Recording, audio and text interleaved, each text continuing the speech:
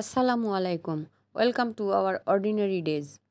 আজকের recipe potato fry অথবা potato tornado. একটা আলু ভালোভাবে ধুয়ে ছিলে নিয়েছি। তারপরে আলুর মধ্যে একটা শাসলিক কাঠি ভরে নিয়েছি। শাসলিক কাঠিটা এমনভাবে ভরে নেব যাতে দুই পাশেই কাঠি দেখা যায়। কাঠি ভরে নেওয়ার পর এক পাশ দিয়ে ঘুরিয়ে ঘুরিয়ে স্প্রিংয়ের মতো কেটে নিব। বেশি মোটা করব না, একটু পাতলা করে ঘুরিয়ে ঘুরিয়ে স্প্রিংয়ের মতো কেটে নিব। খেয়াল রাখবো বটি দিয়ে যেন কাঠিটা কেটে না যায়।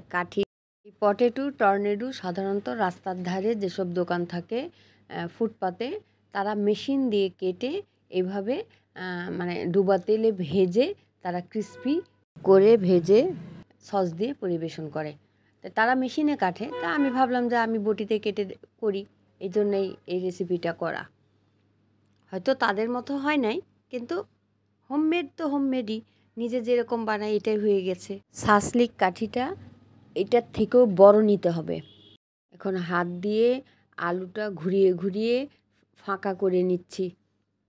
শাসলিক কাঠিটা অনেক বড় নিতে হয়। এটা আমি যেটা নিচ্ছি এটা মিডিয়াম আলুর জন্য। আর এর থেকে বড় আলু নিলে শাসলিক কাঠিটাও আরও বড় নিতে হবে, কারণ পরে এটা একটু ফাঁকা ফাঁকা করে নিতে হবে, সেজন্য কাঠিটাও বড় নিতে হবে।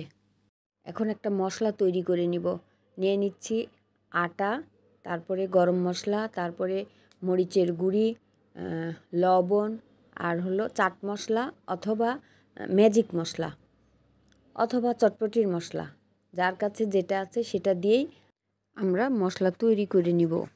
হাত দিয়ে মশলাগুলো ভালোভাবে মেখে নিব। আলু মশলার মধ্যে শুকনো অবস্থায় ঘুরিয়ে ঘুরিয়ে ভরে নিব। তারপরে যে মশলা থাকে ওই মশলার মধ্যে অল্প পানি দিয়ে মেখে তারপরে আলুর মধ্যে ভরে নিব। দুইবার মশলা মেখে নিব। আলুতে শুকনো অবস্থায় মশলা মেখে নিব, তারপরে আবার একটু পানি দিয়ে একটু লিকুইড করে মেখে নিব। এখন আলুটা ভাজতে দিব।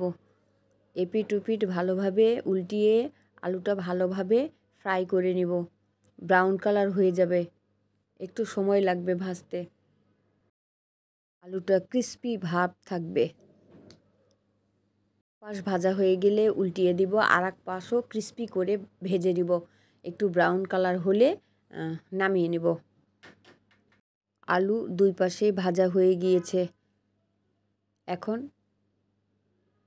তৈরি হয়ে গেল পটেটো ফ্রাই বা পটেটো টর্নেডো। আরও দুইটা আলু আমি এইভাবে স্প্রিংয়ের মতো কেটে নিয়েছি, সেগুলোও আমি ভেজে নিলাম।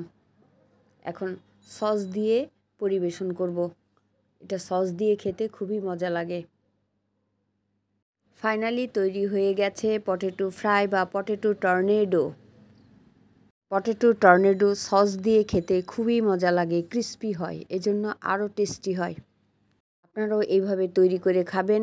খেয়ে ভালো লাগলে কমেন্টে জানিয়ে দিতে পারেন। ভিউয়ার্স, আপনাদের এই রেসিপিটি যদি ভালো লেগে থাকে তাহলে প্লিজ লাইক দেবেন, সাবস্ক্রাইব করবেন।